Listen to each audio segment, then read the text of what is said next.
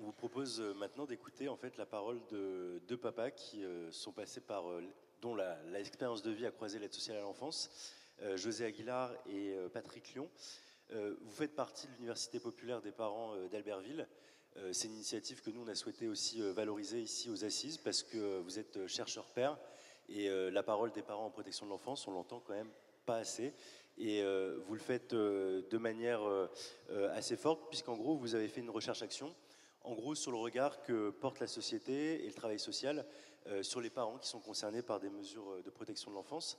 Et du coup, en fait, très simplement, on aurait aimé que vous nous présentiez bien ces résultats, notamment les résultats auprès des étudiants en travail social, qui permettent justement d'ouvrir des pistes de réflexion par rapport aux besoins de repères en protection de l'enfance. Oui, bonjour. Avant tout, je voudrais d'abord dire que nous sommes un groupe de 5 parents concernés par la protection de l'enfance. Nous sommes venus à 2, mais nous sommes 5. Nous avons fait une recherche pendant 3 ans sur la reconnaissance des savoirs des parents en protection de l'enfance. Nous avons réalisé 100 questionnaires et une dizaine d'entretiens. Et tout ça, c'est réalisé avec un travail avec un animateur et un universitaire. Nous allons vous présenter le constat réalisé auprès des étudiants et les préconisations que nous avons formulées en conséquence. Le premier constat, les étudiants ont des représentations négatives des parents. Pour l'illustrer, nous avons adressé 30 questionnaires aux étudiants. Nous avons constaté que les 3/4 d'entre eux ont une vue négative des parents en protection de l'enfance. Cela s'énonce essentiellement en maltraitance, en négligence et en incapacité. Nous faisons la préconisation suivante. Il s'agirait que le cursus de formation inclue un domaine de compétences favorisant le travail avec les parents. Les parents pourraient aider à la création de ce domaine de compétences.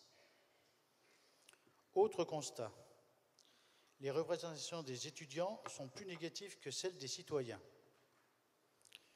Nous avons comparé les questionnaires des étudiants avec ceux adressés aux citoyens. On s'est aperçu que les étudiants perçoivent les parents avant tout comme maltraitants. Nous faisons la préconisation suivante.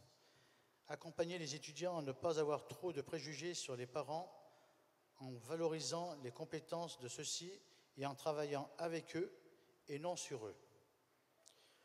Tout cela, pour cela, favoriser l'intervention des parents dans les écoles de formation sociale. Autre constat, les étudiants pensent que les difficultés des familles sont dues aux individus et non pas à leur contexte de vie.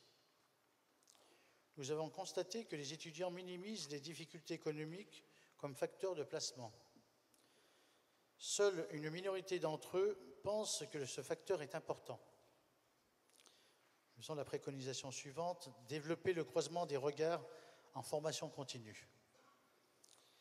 Nous pensons que les étudiants seraient un médecin qui veut guérir la personne et non la maladie.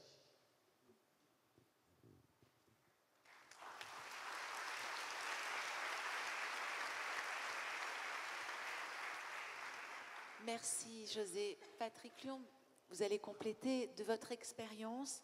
Qu'est-ce que vous en tirez pour pallier aux besoins de repères des parents ? Nous intervenons rarement en tant que parents, mais en tant que parents-chercheurs. Pour autant, nous avons vu des similitudes entre les témoignages des parents et notre vécu. Premier constat, les débuts et fins de mesures ne sont pas toujours suffisamment préparés.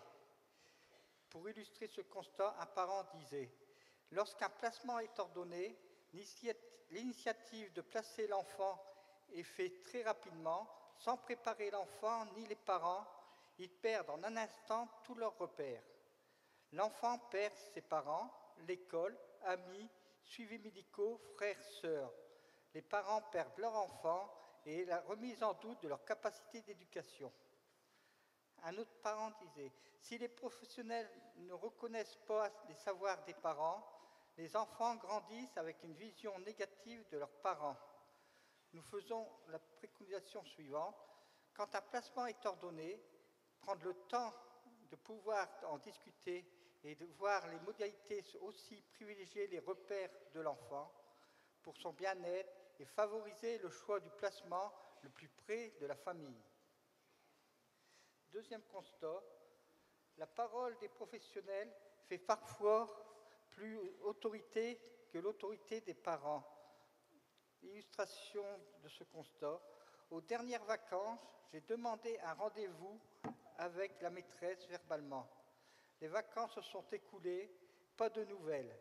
Une semaine après, je lui demande un rendez-vous, je le note sur le cahier de liaison, pas de nouvelles. On l'appelle avec l'éducatrice, on a un rendez-vous le lendemain. Je ne trouve pas ça normal. Préconisation, faites attention à ne pas court-circuiter l'autorité parentale.